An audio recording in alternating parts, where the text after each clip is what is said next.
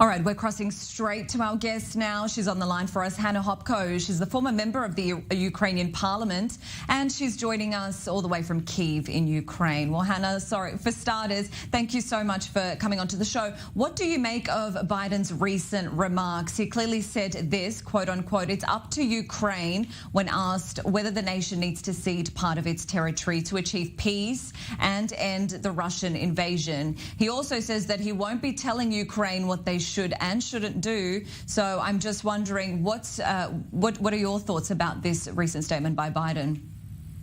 Our answer is very clear. Don't be afraid. And actually, as a security guarantor, the U.S. should provide us with weapons, including MLRS, HIMARS, and anti-air defense system. Why it's really important for Ukraine, for complete Ukrainian victory. And Ukraine will never give up. We will not cede our territories because it's a civilizational war. And for us, it's about humanity. It's about dignity.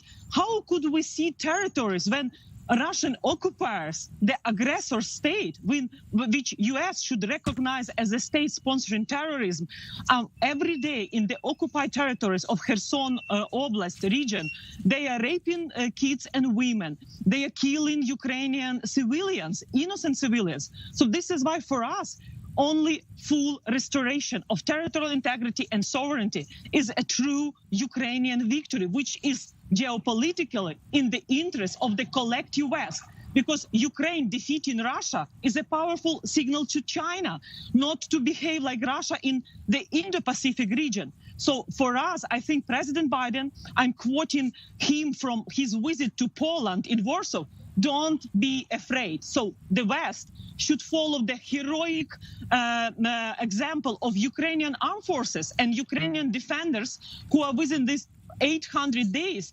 83 days, they have defended Mariupol with courage. So I think we should receive more weapons, which we were promised from countries like UK, US, security guarantors, when Ukraine gave up the third largest nuclear power plant, and to help us to unblock the Black Sea ports, because now the world could face global hunger threats. Also, Hannah, is there a fear that with time, and probably perhaps a fear on your end as well, I'm not sure, that the attention on the war in Ukraine will decrease around the world? Is that something that you're afraid of over time?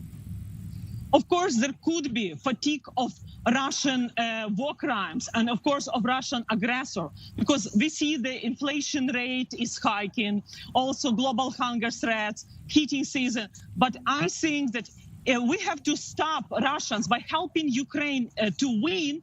The devastation is not going beyond Ukrainian borders. So Ukrainian victory, faster victory, is in the common interest of Western civilization, and I would say the global world, because it's about fight of dignity against totalitarianism. So when we are saying never again, the West should help Ukraine to stop and punish through international tribunal Putin's regime, and Russian society should pay reparations for all compensation, especially for heavy losses and rapes of kids and women.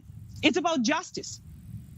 And when you talk about help from the West, from the U.S. administration, the Biden administration, in what form do you hope that should come in?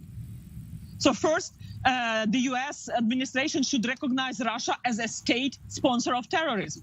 Wagner Group, because they are the war criminals, should be recognized as a terroristic organizations. And also sanctions against the military industry of Russia, sanctions against Kirill. And I think this is important. And also more military assistance to Ukraine. Out of these 15 billions which Congress voted, we want to see heavy artillery when Ukraine will deoccupy, and actually with defensive, offensive weapon, because it's not enough what we received so far. So this is why offensive weapon is needed, like MLRS, to deoccupy our territories where Russians are killing Ukrainians every hour. Thank you so much, Hannah, for all those details. We really appreciate your time and for coming onto the show. Hannah Hopko there, the former member of the Ukrainian parliament. She's speaking to us from Kyiv in Ukraine. Thank you. Thank you again.